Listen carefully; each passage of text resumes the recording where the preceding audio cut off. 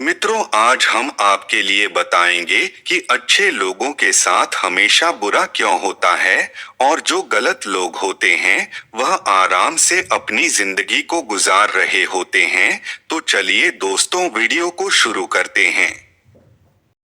आपने महसूस किया होगा कि जो लोग अच्छे कर्म करते हैं वो परेशान रहते हैं, वहीं जो बुरे कर्म करते हैं वो खुशी से रह रहे होते हैं। अच्छे कर्म करने वाले परेशान होते हैं कि आखिर उन्हें इतनी परीक्षा क्यों देनी पड़ रही है, जबकि जो अधर्म की राह में हैं वो खुश हैं और जिंदगी का लुत्फ उठा रहे हैं। अगर आपके मन में भी ये सवाल आया है तो आज हम आपको इसका जवाब देंगे। ये जवाब वो है जो भगवत गीता में लिखा है और श्री कृष्ण ने अर्जुन को दिया था। भगवत गीता में वर्णित कथा के अनुसार जब भी अर्जुन के मन में कोई दुविधा होती थी तो वो श्री कृष्ण के पास पहुंच जाते थे। एक बार की बात है, अर्जुन भगवान श्री कृष्ण के समीप आकर कहा कि वो दुविधा में है और इसका जवाब वो श्री कृष्ण से चाहते हैं। श्री कृष्ण ने पूछा कि क्या सवाल है। अर्जुन ने कहा, मुझे ये जानना है कि अच्छे लोगों के साथ हमेशा बुरा ही क्यों होता है, वहीं बुरे लोग खुशहाल दिखते हैं। अर्जुन के मुंह से ऐसी बातें सुनकर श्री कृष्ण मुस्कुराए और कहा, मनुष्य जैसा सोचता है और महसूस करता है वैसा कुछ नहीं होता है, बल्कि अज्ञानता की वजह से वो सच्चाई नहीं समझ पाता है।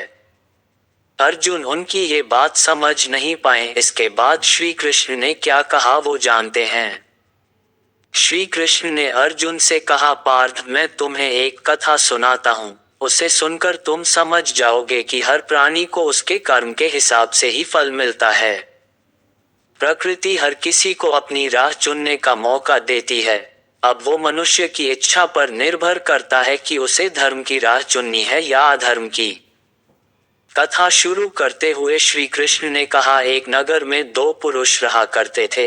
एक पुरुष व्यापारी था जिसके जीवन में धर्म की बहुत महत्ता थी। वो पूजा पाठ में यकीन रखता था। वो हर रोज मंदिर जाता था और दान धर्म भी करता था और हर रोज भगवान की पूजा करता था। वहीं दूसरा पुरुष बिल्कुल विपरीत था। वो हर रोज मंदिर तो जाता था लेकिन पूजा करने नहीं, बल्कि मंदिर के बाहर से जूते चप्पल चुराने। उसे दान और धर्म से कोई लेना देना नहीं था। समय बीतता गया और एक दिन बहुत जोर की बारिश हो रही थी। इस वजह से मंदिर में पुजारी के अलावा कोई नहीं था। ये बात जब दूसरे पुरुष को पता चली तो उसने कहा कि ये सही मौका है मंदिर का धन चुराने का। पंडित से नजर बचाकर उसने मंदिर का सारा धन चुरा लिया। उसी समय धर्म कर्म में विश्वास रखने वाला व्यक्ति भी मंदिर पहुंचा। दुर्भाग्य से मंदिर के पुजारी ने उसे ही चोर समझ लिया और चिल्लाने लगे। वहां लोग एकत्र हो गए और उसे बहुत मारा। किसी तरह वो बचते बचाते वहां से निकला तो दुर्भाग्य ने उसका साथ वहां भी नहीं छोड़ा। मंदिर के बाहर वो एक गाड़ी से टकरा गया और घायल हो गया। फिर वो व्यापारी लंगड़ाते हुए घर जाने लगा तो रास्ते में उसकी मुलाकात उस पुरुष से हुई जिसने मंदिर से धन चुराया था। उसने कहा, आज तो मेरी किस्मत चमक गई, एक साथ इतना सारा धन मिल गया। ये सब देखकर उसे बहुत बुरा लगा और उसने अपने घर से भगवान की सारी तस्वीरें निकाल दी। कुछ सालों बाद दोनों की पुरुषों की मृत्यु हो गई। मरने के बाद जब दोनों यमराज की सभा में पहुंचे और भले पुरुष ने दूसरे व्यक्ति को देखा तो उसे बहुत गुस्सा आया।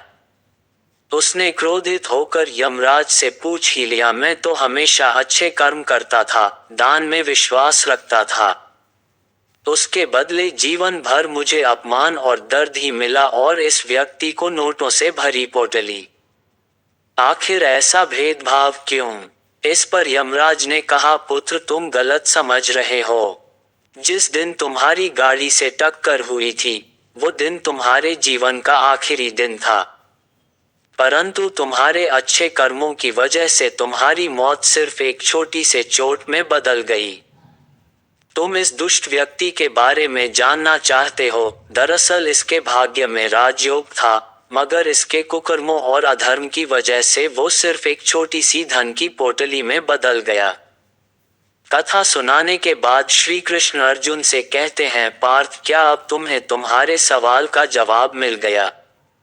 ऐसा सोचना कि भगवान तुम्हारे कर्मों को नजरअंदाज कर रहे हैं, ये बिल्कुल भी सत्य नहीं है। भगवान हमें कब क्या किस रूप में दे रहा है मनुष्य को समझ में नहीं आता है। मगर आप अच्छे कर्म करते रहें तो भगवान की कृपा हमेशा बनी रहती है। इसलिए अपने अच्छे कर्मों को बदलना नहीं चाहिए, क्योंकि उसका फल हमें इसी जीवन में मिलता है। इसलिए मनुष्य का फर्ज है कि वो हमेशा अच्छे कर्म करते रहें, क्योंकि श्री कृष्ण ने गीता में भी बताया है कि किसी के द्वारा किया गया कर्म बेकार नहीं जाता है।